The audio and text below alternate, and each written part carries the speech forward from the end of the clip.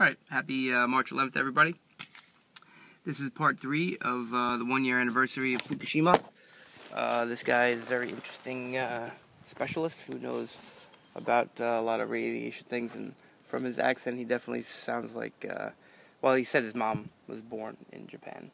But it's just a beautiful day out here in Montauk. The birds are whistling. The sky's beautiful. That chemtrail is finally dissipating. You can see it over there. It's right overhead. Straight over there. This one's kind of dissipating over there. That one, well, those are all still in fact. But in any case, I hope you're enjoying the show.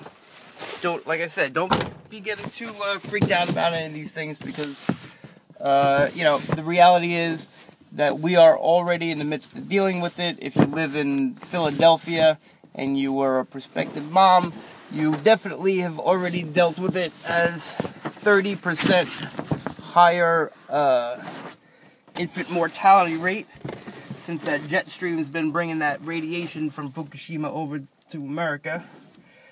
And all the cities that get hit by the jet stream the most have the highest rates of infant mortality increase since it all started. But we all have increases. It's just a matter of how much, because we are all getting rained on with radiation from Fukushima every day. So you want maybe to start eating some kelp, or I got kelp from Wild by Nature. Comes in a bottle. Put like 2 drops in my shake. Helps the thyroid regulate the radiation. But here we go. Chairmanship of Senator Sam Nunn.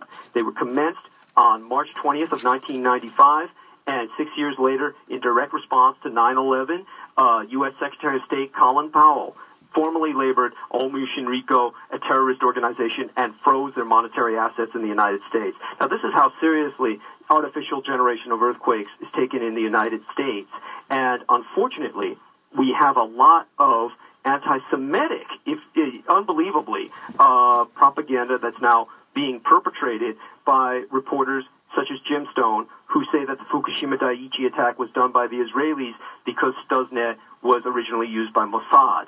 But the reality is, he uses as his rationale, of course, the very real facts that the largest minority populations in Japan are Iranians and Israelis.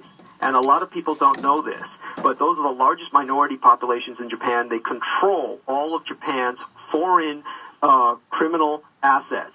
They are foreign mafias that combat with the Japanese domestic yakuza for domination of the underworld. And he uses as proof that Japan's declaring sanctions on Iran, against Iran, after the Fukushima Daiichi incident. But the reality is that America's dollar got nailed to the petrobuck on February 14th of 1945 when Franklin Delano Roosevelt met with the king of the House of Saud in the Great Bitter Lake between the locks of the Suez Canal. And at that point, the United States nailed, since it had been taken off the gold standard by Franklin Delano Roosevelt in 1933 and had floated the world on a fiat currency because it could print all the money it wanted, the American dollar became the de facto world currency. When he nailed it specifically as a petrobuck to the output of Saudi oil, then at that point, America surrendered both its financial sovereignty and, in a very real sense, its foreign policy sovereignty. It slave-circuited it to the whims of the House of Saud, because at that point, that's why America gets not a single drop of oil from the Arabian Peninsula. All of its oil comes from the rest of the world: Nigeria, Venezuela, Canada, you name it. It gets it from whoever it can get its oil from, but not Saudi Arabia. Saudi Arabian oil goes to Europe, goes to China, goes to Japan. And as a result, whenever the Saudi House wants a change in foreign policy, it gets it. One of these was the Iraq War. When Americans declared war on Iraq and they dusted it with depleted uranium, this was known as SAD, Strategic Area Denial. They made it radioactive to the point of the equivalent of 44,000 Hiroshima-sized atomic bombs going off across Iran due to depleted uranium. And as a result, that's an area that's far more radiated than Fukushima Daiichi and Japan. This is why Gulf War vets come home with their teeth falling out and their hair falling out. It's radiation illness. Yes. And Dr. Durakovic, a Serbian doctor who was concerned with NATO use of depleted uranium in Serbia, he personally paid for chromosomally testing Gulf War vets and found out that the vast majority of them, from the time that I was in the Gulf War, during Operation Desert Storm, had suffered chromosomal damage equivalent to as if they had undergone chemotherapy treatment the totality of their adult lives. And when he proved that, he was fired from the Veterans Administration, but his conclusions were irrefutable. Radiation sickness. That's what these GIs are coming home with. That explains an enormous majority of Gulf War immunodeficiency syndrome or Gulf War syndrome illnesses. And we haven't heard very much of that in a long time. No, but that's still GIs come home with their teeth problems, gums bleeding, hair falling out. This is radiation illness, needs to be treated as such. And the point that I'm making is they took Iraqi oil off the market. And so what's going on right now with the Enterprise in the area of the Straits of Hormuz, known as Hormuz in English, that's a floating Fukashima. It's over 50 years old. It's got 8 nuclear reactors. All the Iranians need to do is sink that. They block up the Strait of Hormuz for 24 hours. They shut down the world economy. They got prices raising already if they were to do something like that. Now, they wouldn't want to do that unless they were absolutely forced to, because it would impact them terribly to do that. It's like a suicide weapon. But they would do that if they were forced to do so. The Americans know they can do that because before the Gulf War that I was involved in, Operation Desert Storm, the Americans were talking about Operation Millennium Challenge.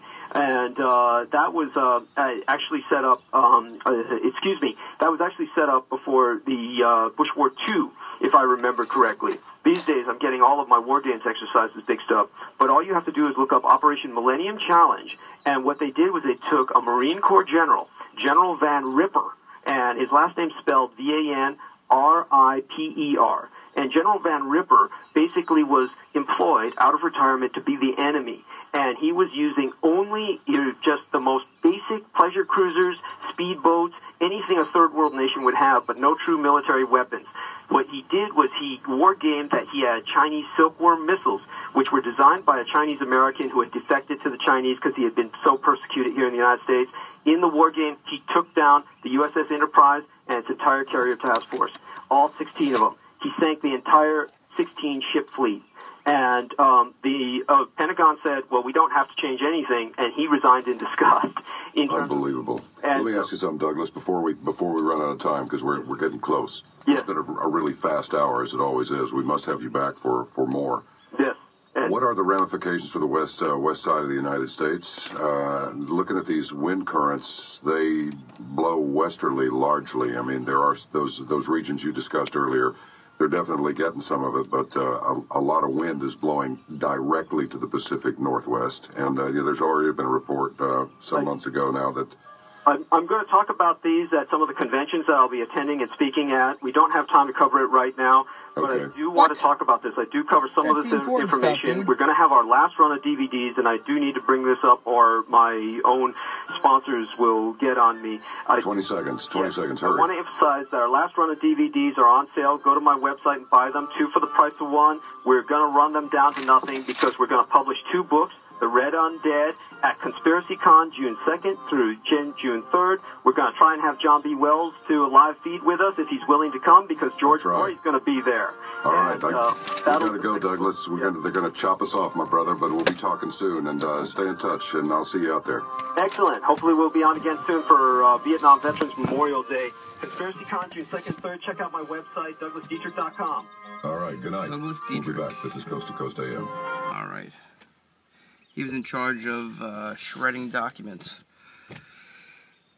And it's for the amount of life in the military. Anyway, all right. I'm not going to talk forever, even though I got a couple minutes, because, I don't want to waste all your time.